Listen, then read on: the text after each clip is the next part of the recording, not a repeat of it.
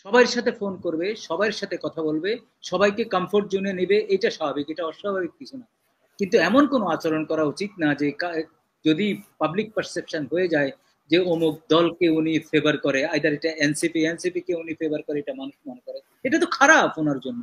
যদি উনি জামাতকে ফেভার করে, এটাও তো খারাপ। উনি যদি বিএনপি কে ফেভার করে, এটাও তো খারাপ। উনি যদি আমি স্বতন্ত্র প্রার্থী, আমার যদি পথটা রুদ্ধ করে, এটাও তো খারাপ। ইশরাকের মতো এত পপুলার একটা নেতা অল্প বয়সে সে আইকন হয়েছে। আমি জানি না সে এই যে প্রক্রিয়ায় আন্দোলন সংগ্রামের মধ্য দিয়ে যে প্রক্রিয়া সে মেয়র হতে চেয়েছে, এই প্রক্রিয়াটা কি শুভ হয়েছে কিনা অশুভ হয়েছে আমি জানি না, ভাবনার বিষয়। ইশরাক লুজার হয়েছে, তার জনপ্রিয়তা কমেছে বলে আমি মনে করি। বাজে বন্দোবস্তে সে গেছে আমি মনে করি। তালা দিয়ে, এটা দিয়ে, সেটা দিয়ে, শপথ না পড়িয়ে ওখানে চেয়ার দখলটা, এটা ভয়াবহ একটা বাজে বন্দোবস্ত হয়েছে। তার মতো লোকের কাছে এটা মানায় না। ফ্যাসিজমের কাছে মানাতো, তাপসের কাছে মানাতো, তাপসের জন্য এগুলো ঠিক ছিল। তাপস যেরকম জোর করে ভোটে জিতেছে। ইশরাক তো কারেক্ট ভোট হইলে ইশরাক এখনো জিতবে। প্রথম কথা, ইউনূস সাহেব তো খুশি করবে সাধারণ জনগণকে, আম জনগণকে। এখন রাজনৈতিক দলগুলো আম জনগণের বাইরে না, কিন্তু রাজনৈতিক দলগুলা পারপাসিভলি তারা শুধু তাদের এজেন্ডা বাস্তবায়নের জন্য কাজ করে। তারা কিন্তু এর বাইরে কারো এজেন্ডা বাস্তবায়ন করবে না, এটাই স্বাভাবিক। ডক্টর ইউনূসের কাজ হলো যে আম জনতা। প্রথম কথা হলো যে সাধারণ মানুষ কি আইন শৃঙ্খলা যে অবস্থায় আছে স্বস্তি পাচ্ছে কিনা, সে কি থানায় গিয়ে ভালো ব্যবহার পাচ্ছে কিনা, বা ঘুষবিহীন সে কোনো কাজ করতে পারছে কিনা তার নিরাপত্তার জন্য, সে অফিস আদালতে ঘুষবিহীন কোনো কাজ করতে পারছে কিনা, সে চাঁদা আগে যা দিত তার চেয়ে বেশি কি কম দিচ্ছে, এখন এগুলোই তো প্যারামিটার। ওনার উচিত হবে প্রথম এগুলো অ্যাড্রেস করা। প্রথম প্রান্তিক আইন শৃঙ্খলা, দ্বিতীয়ত বাজার মনিটর, তৃতীয়ত লোকাল চাঁদাবাজ ধরা। এই যে আমাদের মামুন সাহেব, উনি তো আন্দোলন সংগ্রামের পুরোদা একদম অগ্রভাগে ছিল। প্রথম কি, একটা দেশের যদি আইন শৃঙ্খলা যদি ভালো থাকে তাহলে তো অর্ধেক সমস্যার সমাধান হয়ে যায়। দুষ্ট লোকেরা পালাই বেড়াবে, দুষ্টামি আর হবে না, গ্রামে গঞ্জে সাধারণ মানুষ শান্তি পাবে, রাতে নির্ঘুম তারা শান্তিপূর্ণভাবে ঘুমাবে, তাদের কন্যা সন্তানটি নিরাপদ রূপে স্কুলে যাবে, কলেজে যাবে, পড়বে, তাদের ছেলেটা তাদের নিরাপদে বাড়ি আসবে, আবার তারা বিশ্ববিদ্যালয়ে পড়তে পারবে। এই ব্যবস্থাই তো, এই ব্যবস্থা না থাকার কারণে তো ফ্যাসিজম হয়েছে, যে তারা এক দলের সমস্ত রাষ্ট্রীয় সম্পদ লুণ্ঠন করেছে। এখন ডক্টর ইউনূস আসার পরে যদি এই দলের পরিবর্তে অন্য কেউ রাষ্ট্রীয় সম্পদ লুণ্ঠন করে, তাহলে ওনার এই ইউনূস সরকারের দরকার কি? আমার যে 2 দিন সরকার ছিল না, মানুষ তো বলা করে ওই 2 দিনই ভালো ছিল। যে চতুর্দিকে মানুষ ভয়ে, আর কোনো চাঁদাবাজি হয় নাই, কোনো কোনো তো বড় ধরনের কোনো ঘটনা ঘটে নাই, মানুষ পাহারা দিছে তার মহল্লা রাত জেগে। তো আমি এত বড় একটা বাজেট নিয়ে 47% বাজেট ব্যয় হয় পুলিশ, এই যে লোকাল প্রশাসন, স্থানীয় প্রশাসন, সবার পিছনে। আমার 47% বাজেটের বেঁচে গেলে, এরা যদি না থাকে তাহলে তো আমার আর অভাবও থাকে না দেশে। প্রশ্নের উত্তর হলো, আর উনি সবার সাথে ফোন করবে, সবার সাথে কথা বলবে, সবাইকে কমফোর্ট জোনে নেবে, এটা স্বাভাবিক, এটা অস্বাভাবিক কিছু না। কিন্তু এমন কোনো আচরণ করা উচিত না যে যদি পাবলিক পারসেপশন হয়ে যায় যে অমুক দলকে উনি ফেভার করে, আইদার এটা এনসিপি কে উনি ফেভার করে, এটা মানুষ মনে করে, এটা তো খারাপ ওনার জন্য। যদি উনি জামাতকে ফেভার করে, এটাও তো খারাপ। উনি যদি বিএনপি কে ফেভার করে, এটাও তো খারাপ। উনি যদি আমি স্বতন্ত্র প্রার্থী, আমার যদি পথটা রুদ্ধ করে, এটাও তো খারাপ।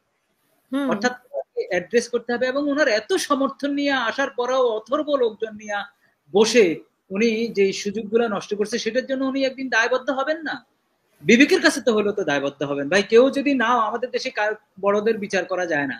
আমাদের দেশে ফ্যাসিস্ট আমলে যেই ব্যবসায়ীগুলো হাসিনাকে বলছে আপনাকে সারা জীবন আমরা রাখবো 2 দিন আগে, এবং এই আন্দোলন সংগ্রামের পরে ফ্যাসিস্টের বিদায়ের পরে সব রাজনৈতিক দল কে কাকে নিবে, কে কার স্পন্সর হবে, স্পন্সর বানাবে, সেটা নিয়ে ব্যতিব্যস্ত হয়ে গেছে। ওই দিনে তো আমরা শেষ হয়ে গেলাম, নাই হয়ে গেলাম। তো সুতরাং এই সরকারের উপরে এখন, আমরা যেহেতু আন্দোলন সংগ্রামে ছিলাম, আমরা যেহেতু ফ্রন্ট লাইনে ছিলাম, আমাদের কষ্টটা একটু বেশি।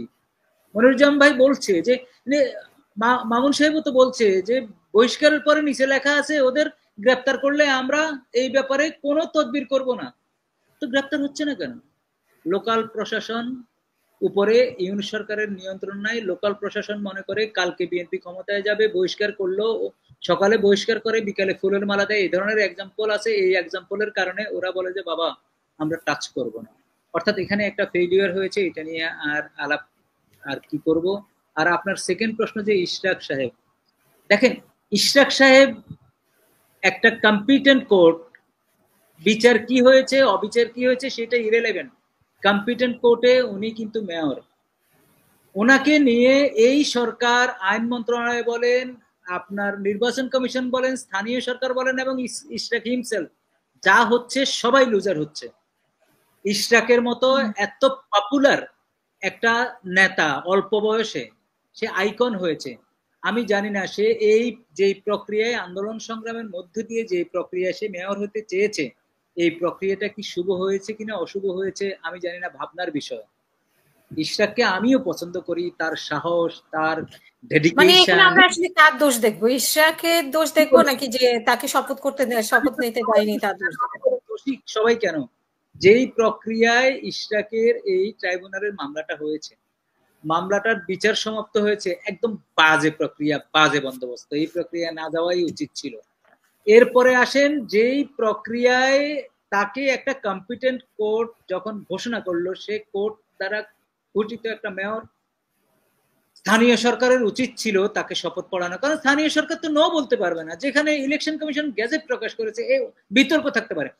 স্থানীয় সরকার যদি শপথ না পড়ানোর ইচ্ছা থাকতো, সে কোর্টে পার্টি হতো, সে অ্যাডেড পার্টি হয়ে এটার বিরুদ্ধে সে কথা বলতো, কিছুই করলো না। আইন মন্ত্রণালয়ে চিঠি দিল, কিছুই করলো না। ইলেকশন কমিশন কোনো আপিল না করে কিছুই করলো না।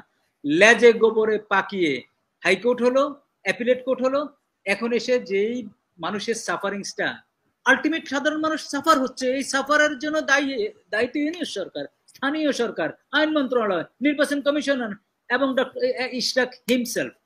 এই কারণে বলছি সবাই লুজার হয়েছে। ইশরাক লুজার হয়েছে, তার জনপ্রিয়তা কমেছে বলে আমি মনে করি। বাজে বন্দোবস্তে সে গেছে আমি মনে করি। তালা দিয়ে, এটা দিয়ে, সেটা দিয়ে, শপথ না পড়িয়ে ওখানে চেয়ার দখলটা, এটা ভয়াবহ একটা বাজে বন্দোবস্ত হয়েছে। তার মতো লোকের কাছে এটা মানায় না। ফ্যাসিজমের কাছে মানাতো, তাপসের কাছে মানাতো, তাপসের জন্য এগুলো ঠিক ছিল। তাপস যেরকম জোর করে ভোটে জিতেছে। ইশরাক তো কারেক্ট ভোট হইলে ইশরাক এখনো জিতবে।